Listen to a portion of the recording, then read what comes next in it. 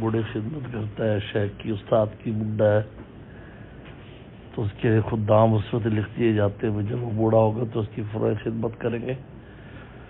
تو اس میں درازی عمر کی بھی بشارت کہ وہ بڑی عمر کو پہنچے گا کہ جہاں اس کو خدمت ضرورت پڑے گی، اور خادموں کے لیے بھی سعادت ہوگی کہ ان کے پاس ایسے وسائل ہوں گے وہ خدمت کر سکیں گے. یہ بھی اس میں ہے. تو پیغمبر السلام کی تو گفتگو میں ایک جامعیت ہوا کرتی ہے، اس میں ایک بات میں 10 باتیں مخفی ہوتی ہیں. ماشاءاللہ بہت بڑی بات ہے. سبحان اللہ.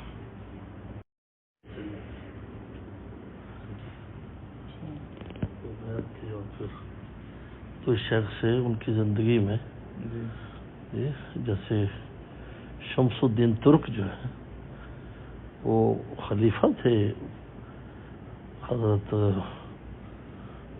جو ہے خواجہ فرید الدین شکرگنج رحمۃ اللہ علیہ. بعد میں ان کو ان کی خدمت کے لیے روانہ کر دیا علاؤ الدین صابر رحمۃ اللہ علیہ کی، خواجہ علاؤ الدین کی.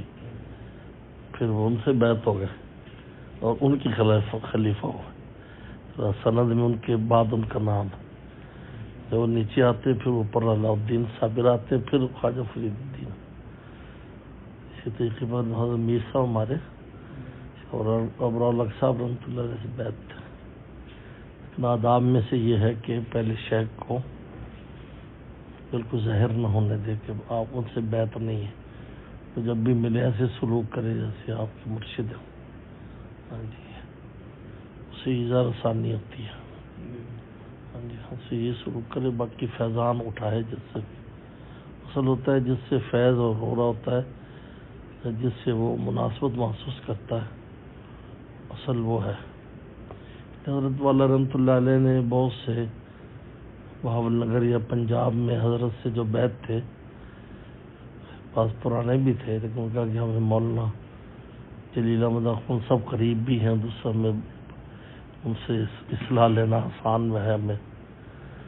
تو دعا فرمایا بس وہ میں تبرکن تمہارا پیر ہوں، وہ اصل تمہارے پیر ہے جن سے تم اصلاح کرا رہے ہو، اصل مسئلہ وہ ہے. جو ان کو فرمایا ان سے رجوع رکھا کرو. تو ایسی کوئی بات اس طرح ہو جاتا ہے. اجازت اس طریقے میں عرض کیا.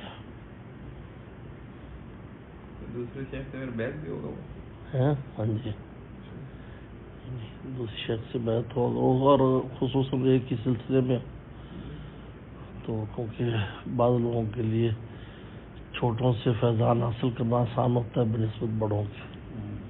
تو کوئی عرض کی بات نہیں ہے کہ پانی تو اوپر ہی سے آ رہا ہے. ہاں جی، وہ تو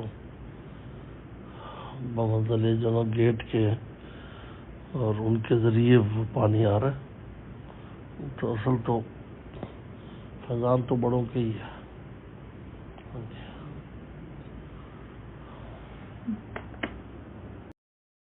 وقفے سے درد کی آہ کی آواز درد دل کی ترجمانی ہے. تو وقفے سے آہ کی آواز اندرونی درد کی ترجمانی ہے. تو اب کل تو آہ نکل رہی تھی، آج آہ نہیں نکل رہی.